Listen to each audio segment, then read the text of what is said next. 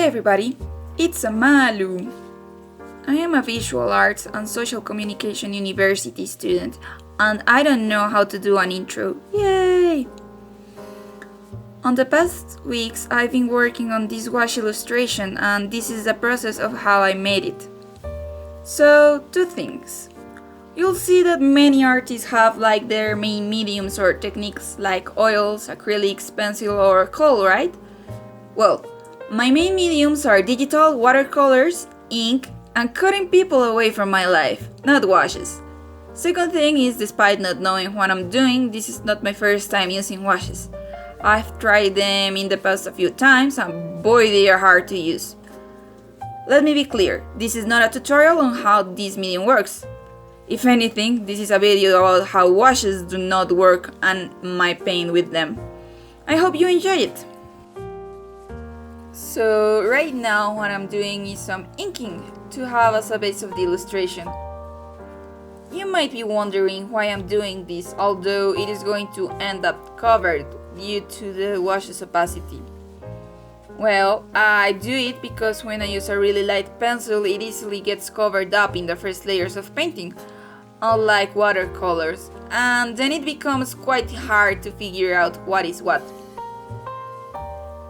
Since this illustration has a lot of little details, I would rather have a clear idea of what I'm painting.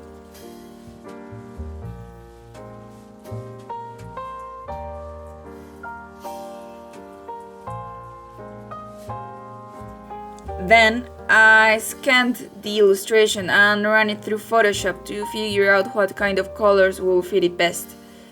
This part of the process is one of my favorites because I get to play with colors without worrying about any permanent changes.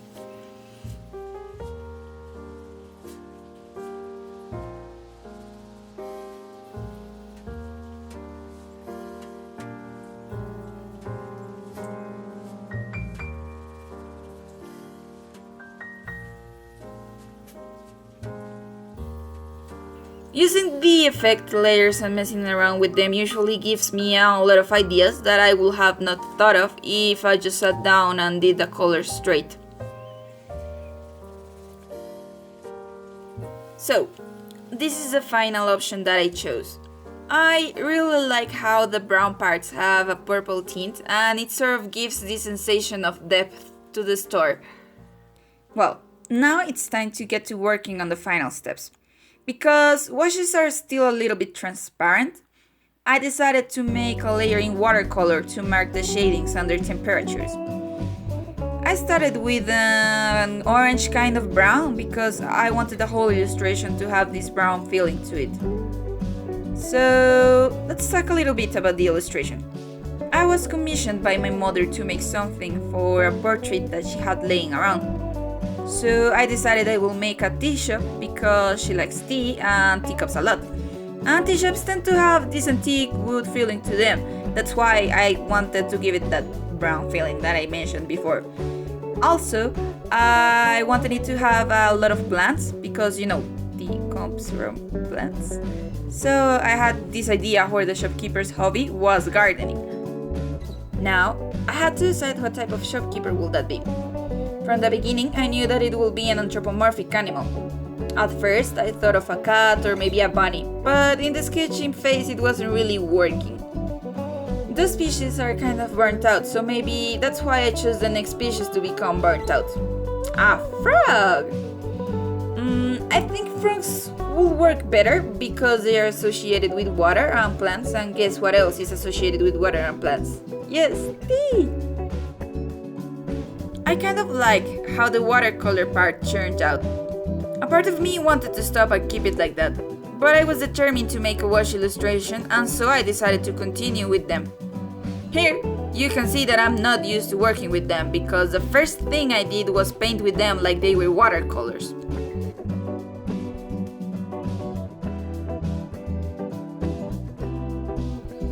I think that the hardest part of this medium is getting the water proportions right, because using them straight out of the tube doesn't work that well either. I've noticed that with too little water they dry too fast so you can't blend them, but at the same time they reactivate too easily when you are doing layers. As you can see, I'm a layers person. Maybe it's because of the years working digitally and with watercolors that I'm too used to them. I know that there are some people that go straight to work with opaque colors with washes, and it's amazing how they do that. Meanwhile, I'm trying to figure out how to make the tiles in the roof work. Luckily, I was right about the transparency because even though I have applied many layers of wash, you can still see the ink and a little bit of the watercolor. I really like the way washes behave. Apparently, it's well known that the lighter colors tend to darken and that the darker ones tend to light up. I think adding that last dark purple layer helped a lot the look of the roof. I don't know if you have noticed yet, but many of the things in this illustration are based on different things. For example, the idea of making a storefront comes from Mateusz Urbanowicz series Storefronts, and many things in the frog's design come from Ghibli's Spirited Away. The sign in Japanese says Zate's Teashop, if you were wondering, and yes, that's the little frog's name. Until now, the balcony was out of plane because I'm a mess with recording.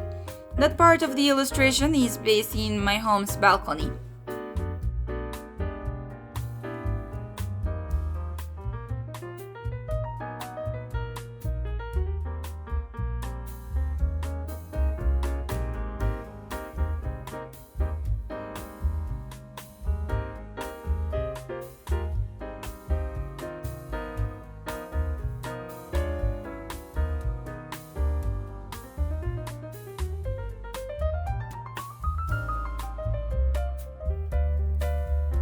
One of the hardest parts was to figure out how to make the plants.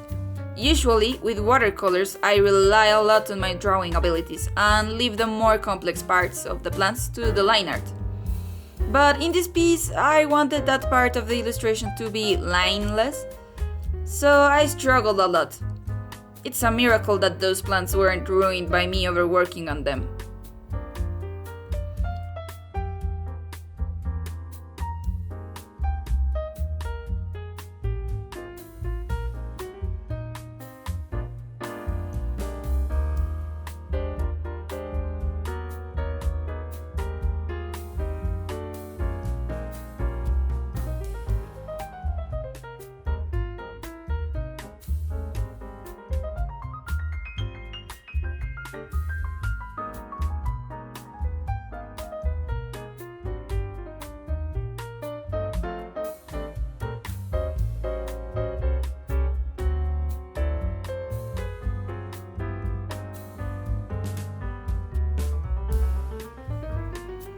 In the end, I managed somehow by changing brushes. I can't believe the problem were the brushes. I've heard that washes worked on mysterious ways, but man, to think that using cheaper brushes would help me. Long story short, the cheaper brush didn't retain water that well, so it made short strokes, but they were opaquer, and all summed up finally made leaves look like leaves. With the other brush, I always ended up making strokes that were too watery and long, so it looked more like I was making darker or lighter the green blob in parts, instead of looking like foliage.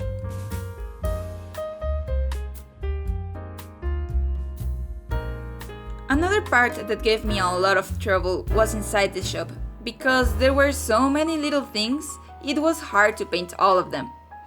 Also, it looked too bright inside, it made the illustration look kind of flat. Because I ended retouching details with colored pencils and ink, I decided that the best thing I could do was to refrain from adding details to give the sensation that it was out of focus. Talking about that, doing the retouch was a lot of fun. Colored pencils work very well with washes, and I was able to do some neat highlights with them. Also, drawing Zate's eyes and the store name again after all that work was so satisfying.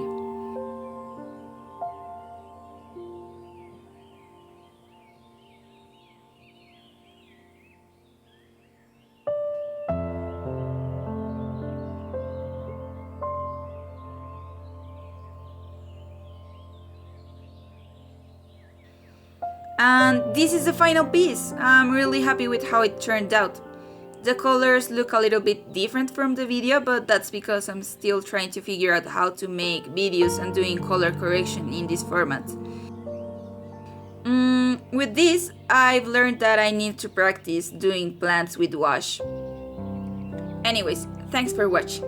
If you want to see the finished illustration, in the description you will find links to all my social media. Please tell me what you think about it. Any critiques and recommendations are welcome.